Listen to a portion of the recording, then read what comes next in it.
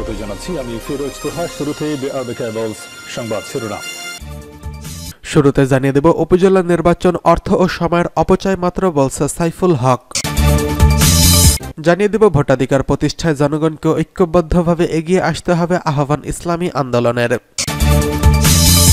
এদিকে সাবেক ছাত্রদল হিরোকে তুলে নেওয়ার অভিযোগ।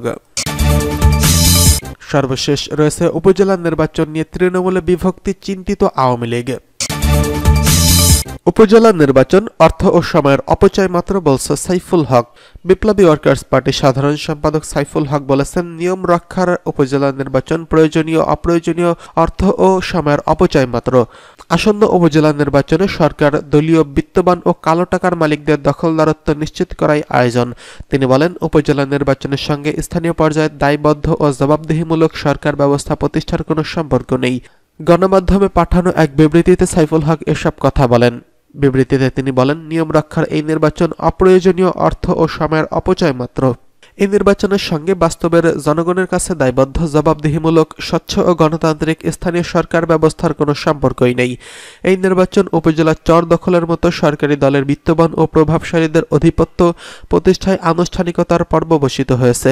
তিনি উপজেলা নির্বাচনের নামে রাষ্ট্রীয় অর্থের অপচয়ের এসব মহড়া বন্ধ করতে নির্বাচন কমিশন সহ সংশ্লিষ্ট সবার প্রতি উদাত্ত আহ্বান জানিয়েছেন।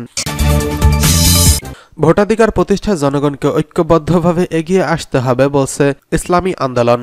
ইসলামী আন্দোলন বাংলাদেশের মহাসচিব প্রিন্সিপাল হাফেজ মাওলানা ইউনুস আহমদ বলেছেন, মানুষের নাগরিক ও ভোটাধিকার প্রতিষ্ঠায় ঐক্যবদ্ধভাবে জনগণকে এগিয়ে আসতে হবে। কর্তৃত্ববাদী দুঃশাসন রাজনৈতিক দল ও জনগণকে এক কাতারে নিয়ে এসেছে। বিকেলে পুরানা পল্টনের ইসলামী আন্দোলন বাংলাদেশ কেন্দ্রীয় কার্যালয়ে চলমান দেশের রাজনৈতিক পরিস্থিতির পর্যালোচনা সভায় সভাপতির বক্তব্যে তিনি এসব কথা বলেন।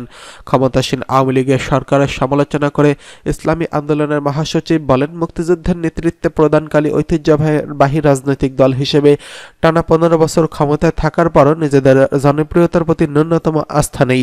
ফলে ডামি নির্বাচন দিয়ে তাদেরকে ক্ষমতায় আসতে হয়। ক্ষমতাকে দীর্ঘায়িত করতে জনগণের ভোটের অধিকার কেড়ে নিতে হয়।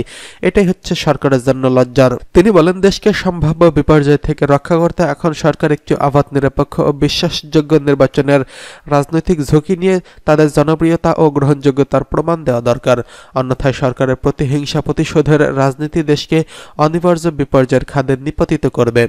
সম্প্রতি গণমাধ্যমের ধর্মান্তকরণের সাম্প্রদায়িক গোষ্ঠীর নতুন মিশন উদ্যোগ বাড়ছে শিরোনামে যে প্রতিবেদন প্রকাশিত হয়েছে তা নিয়ে গভীর উদ্বেগ জানিয়েছেন সংগঠনের মহাসচিব অধ্যক্ষ হাফেজ মাওলানা ইউনুস আহমদ। পর্যালোচনা সভায় তিনি বলেন, বাংলাদেশের ইসলামপন্থা ও ধর্মীয় আলেমগণকে নিয়ে এই প্রতিবেদন উদ্দেশ্য প্রণোদিত। আমরা দেশের ধর্মীয় সম্প্রীতি ও সৌহার্দ্যপূর্ণ সম্পর্ককে বিশ্বাস করি। এই সম্পর্ক নষ্ট করতে একটি পক্ষ সবসময় সচেষ্ট থেকেছে। সভায় উপস্থিত ছিলেন দলের প্রেসিডিয়াম সদস্য অধ্যাপক মাহবুবুর রহমান, যুগ্ম মহাসচিব মোহাম্মদ আমিনুল ইসলাম, ইঞ্জিনিয়ার আশরাফুল আলম, সহকারী মহাসচিব মাওলানা শেখ ফজলে রাব্বি মাসুদ, সাংগঠনিক সম্পাদক কে এম আতিকুর রহমান, প্রচার সম্পাদক মাওলানা আহমদ আব্দুল কাইয়ুম, দপ্তর সম্পাদক মাওলানা লোকমান হোসেন জাফরি প্রমুখ। এদিকে সাবেক ছাত্রদল নেতা হিরোকে তুলে নেওয়ার অভিযোগ। ছাত্রদলের কেন্দ্রীয় সংসদের সাবেক সহসভাপতি মহিদুল হাসান হিরোকে আইনশৃঙ্খলা রক্ষাকারী বাহিনী তুলে নিয়ে গেছে বলে অভিযোগ করেছেন বিএনপির সিনিয়র যুগ্ম মহাসচিব অ্যাডভোকেট রুহুল কবির রিজভী। মঙ্গলবার রাতে এই ঘটনায় গভীর উদ্বেগ প্রকাশ করে এক বিবৃতিতে তিনি এই অভিযোগ করেন। বিবৃতিতে রিজভী বলেন, আজ বিকেল 5টায় আসর নামাজে যাওয়ার পথে সিদ্ধেশ্বরী মাঠ থেকে ঢাকা বিশ্ববিদ্যালয় ছাত্রদলের সাবেক সভাপতি ও ছাত্রদলের কেন্দ্রীয় সংসদের সাবেক সহসভাপতি মহিদুল হাসান হিরোকে আইনশৃঙ্খলা বাহিনীর পরিচয় সাদা পোশাকধারী তুলে নিয়ে গেলেও এখন পর্যন্ত তার সন্ধান দেয়নি। ঢাকা মেট্রো 52-1450 নম্বর গাড়িতে করে আইনশৃঙ্খলা রক্ষাকারী বাহিনীর সদস্যরা মহিদুল হাসান হিরোকে তুলে নিয়ে যাওয়ার পর এখনও তার কোনো খোঁজ না পাওয়ায় গভীর উদ্বেগ প্রকাশ করেছেন।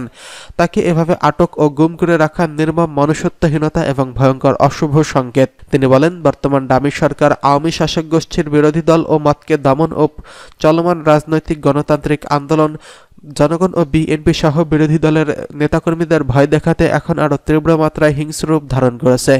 রিজভী বলেন, মহিদুল হাসান হিরোকে আইনশৃঙ্খলা বাহিনী গ্রেফতার করেছে। তাকে আটক ও সন্ধান না দেওয়ায় তার ঘটনায় পরিবার পরিজন সহ দলের নেতাকর্মীরা গভীর উদ্বেগ উৎকণ্ঠার মধ্যে রয়েছেন। বিএনপির সিনিয়র যুগ্ম মহাসচিব বলেন, আমি তার অনতিবিলম্বে মহিদুল হাসান হিরুকে জনসম্মুখে হাজির করার জোর আহ্বান জানাচ্ছি। না হলে তার অনাকাঙ্ক্ষিত কিছু ঘটলে আওয়ামী সরকারকেই এর দায় বহন করতে হবে। উপজেলা নির্বাচন নিয়ে তৃণমূলে বিভক্তি, চিন্তিত নয় আওয়ামী লীগ। উপজেলা পরিষদ নির্বাচনের প্রথম ধাপ অনুষ্ঠিত হবে আজ 8ই মে বুধবার। এদিন সারা দেশে 139 উপজেলায় একযোগে নির্বাচন অনুষ্ঠিত হবে। এবারের নির্বাচনে দলীয় প্রতীক না হলেও বিভিন্ন রাজনৈতিক দলের নেতাকর্মীরাই এতে অংশ নিচ্ছেন। কেউ আনারস প্রতীক, কেউ মোটরসাইকেল প্রতীক, আবার কেউ দোয়াত কলম কিংবা ঘোড়া প্রতীকের নির্বাচন করছেন। স্থানীয় সরকারের এই নির্বাচনকে কেন্দ্র করে তৃণমূলের সঙ্গে ক্ষমতাসীন দলের কেন্দ্রীয় নেতাকর্মীদের মধ্যে দূরত্ব তৈরি হচ্ছে, আবার তৃণমূলে বিভক্তি দেখা দিয়েছে। তবে এসব তৃণমূল নিয়ে চিন্তিত নন দলটির সিনিয়র নেতা। বিভিন্ন সময় তাদের বক্তব্য তৃণমূল নিয়ে মাথা না ঘামানোর বিষয়টি উঠে এসেছে। নির্বাচনকে অংশগ্রহণমূলক ও প্রতিযোগিতামূলক করতে উপজেলা পরিষদের দলীয় নির্বাচনে দলীয় প্রতীকে নির্বাচন না করার সিদ্ধান্ত নেয় ক্ষমতাসীনরা। এরপর ভোটের মাঠে দেখা মেলে বর্তমান সংসদ সদস্যদের আত্মীয় স্বজনদের, জানিয়ে বিভক্তির সূত্রপাত। দলীয় প্রতীক না থাকায় ক্ষমতাসীনদের নেতাদের ছেলেমেয়ে কিংবা তার কোনো আত্মীয় স্বজন নির্বাচনী মাঠে লড়ছেন, যার প্রভাবে অনেকটাই কোণঠাসা তৃণমূলের অন্যান্য নেতাকর্মীরা। আবার অনেক জায়গায় প্রভাবশালী উপজেলা চেয়ারম্যান নির্বাচনে অংশ নিচ্ছেন। এর ফলেও নির্বাচনী মাঠে ক্ষমতাসীন দলের নেতাকর্মীরা এক একজন এক এক পক্ষ নিয়ে বিভক্ত হয়ে যাচ্ছেন। কেউ চেয়ারম্যানের পক্ষে, কেউ আবার এমপি, আত্মীয় স্বজন কিংবা এমপির সমর্থিত প্রার্থীর পক্ষে কাজ করছেন। এক কথায় স্থানীয় সরকারের এই নির্বাচনকে কেন্দ্র থেকে তৃণমূলে আওয়ামী লীগের গ্রুপিং সক্রিয় হয়ে উঠেছে। হামলা, মামলা ও সংঘর্ষের মতো ঘটনাও ঘটেছে। নির্বাচনের মাঠে বিরোধী দল না থাকায় একক নিয়ন্ত্রণ কেন্দ্র করে গ্রুপিং রাজনীতি সক্রিয় হচ্ছে বলে অভিযোগ করেছেন একাধিক প্রার্থী। উদাহরণস্বরূপ বলা যায় মাদারীপুর সদর উপজেলা নির্বাচনের বিষয়ের কথা। সেখানে এবার চেয়ারম্যান প্রার্থী হয়েছেন দুজন। সম্পর্কে তারা চাচা ভাতিজা।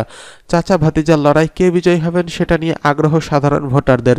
দুই প্রার্থীর মধ্যে একজন হলেন আওয়ামী লীগের প্রেসিডিয়াম সদস্য, মাদারীপুর 2 আসনের সংসদ সদস্য শাহজাহান খানের জ্যেষ্ঠ পুত্র আসিফুর রহমান খান, এমপি পুত্র কেন্দ্রীয় যুবলীগের কার্যকরী সদস্য ও জেলা ছাত্রলীগের সাবেক সহসভাপতি।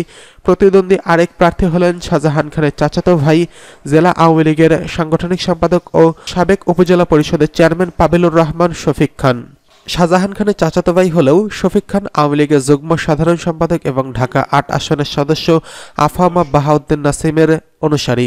মাদারীপুর জেলা আওয়ামী লীগ, ছাত্রলীগ, যুবলীগ কয়েকটি সংগঠনের নেতৃত্বে আফামা বাহাউদ্দিন নাসিমের অনুসারীরা রয়েছেন। ফলে চেয়ারম্যান প্রার্থী পাভেলুর রহমান শফিক খান পেয়েছেন স্থানীয় সমর্থন।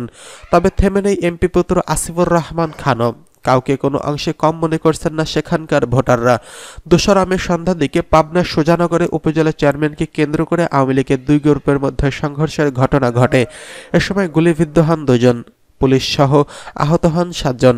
একই দিনে বরিশালের গৌরনদীতে উপজেলা নির্বাচনের প্রভাব বিস্তারকে কেন্দ্র করে আওয়ামী লীগের 2 পক্ষের মধ্যে সংঘর্ষ হয়। এতে এক পক্ষের একজন গুলিবিদ্ধ হন, অপর পক্ষের কর্মী ইউপি চেয়ারম্যান সহ 2 জনকে পিটিয়ে ও কুপিয়ে জখম করা হয়।